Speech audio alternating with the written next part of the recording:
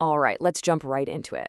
Welcome to today's Explainer, where we are going to unpack one of the absolute most fascinating paradoxes in modern music history.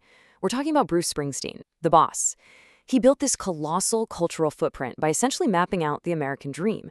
But the man we all think we know, the denim-clad, fist-pumping, working-class rocker, is actually a deeply layered literary and theological storyteller. So, right off the bat, we have to tackle the elephant in the room. It's the central question that challenges our preconceived notions about his whole persona. Can a millionaire actually be the authentic voice of the working class? I mean, this is the core tension of his entire career. How does a guy who hasn't worked a blue-collar factory job in his adult life become the undisputed avatar for the American worker? Keep that tension in the back of your mind, because the answer entirely redefines how we understand art itself. To really grasp the sheer magnitude of what we're dealing with here, think about the number 17 million. 17 million. That is the staggering number of copies his 1984 album Born in the USA sold. It's honestly hard to overstate just how massive his influence was as a cultural figure in the mid-1980s. For a time, he was, quite simply, the biggest rock star on the planet, broadcasting his specific vision of America out into these massive packed stadiums all over the world. So here is our roadmap for the Explainer today. We'll start with number 1, the working class hero, 2, bridging political divides, 3, the myth of authenticity, 4, faith, hope, and solidarity, and finally, number 5, the evolving American dream. Section 1.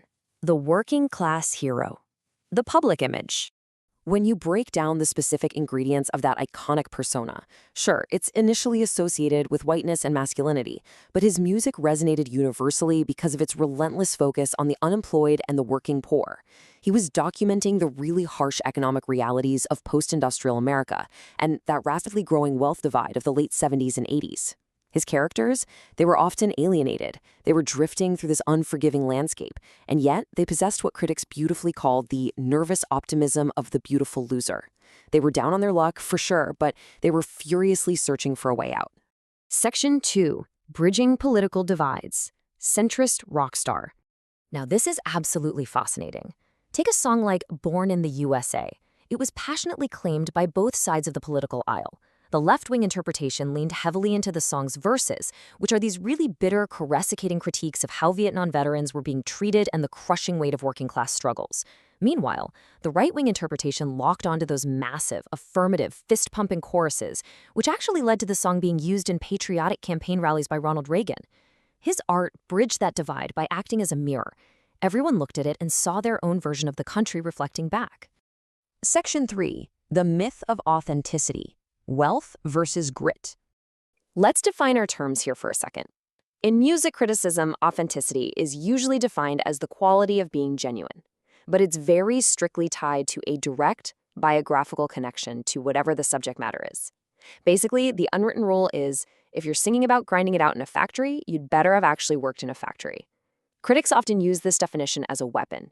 They argue that because Springsteen became incredibly wealthy, he somehow lost his authenticity. But holding him to that hyperliteral standard actually completely misses the point of what he's doing.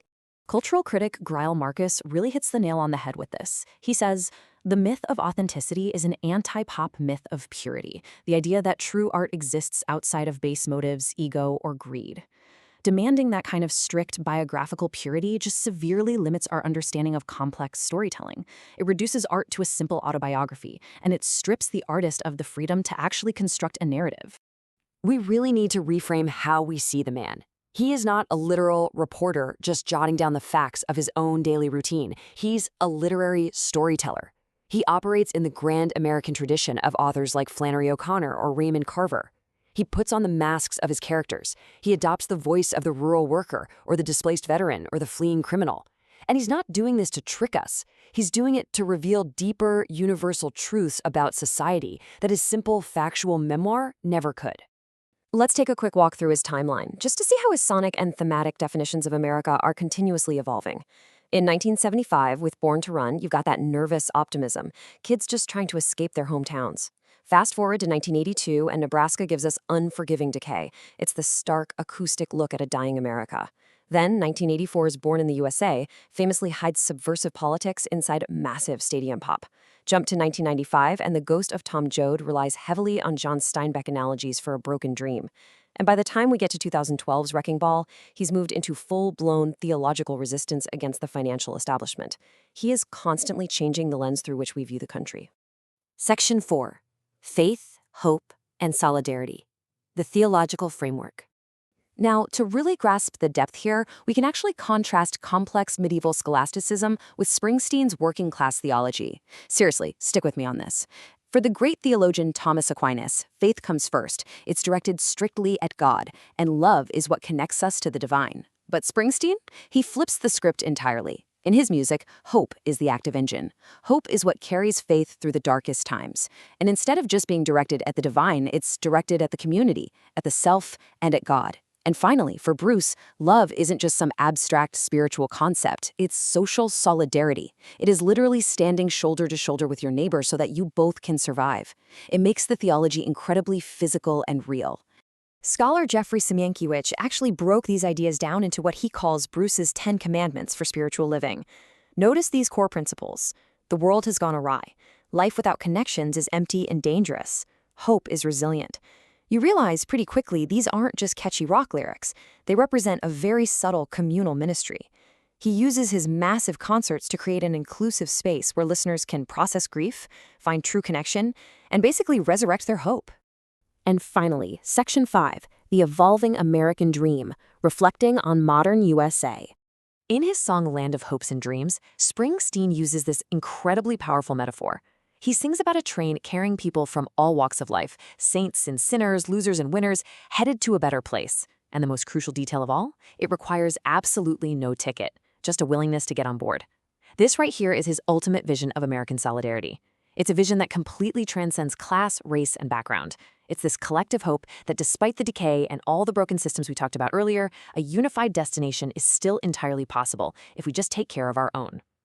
And this all builds to one pivotal, provocative thought. During his concerts, Springsteen creates this unified, communal dream for 3 solid hours. But, as critics have pointed out, if outside the arena that dream disappears, what happens to the broken pieces of America?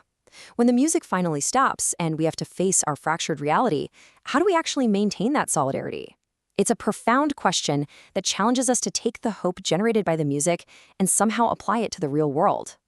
Thank you for joining me on This Explainer today. Keep asking those big questions and always keep looking beyond the surface.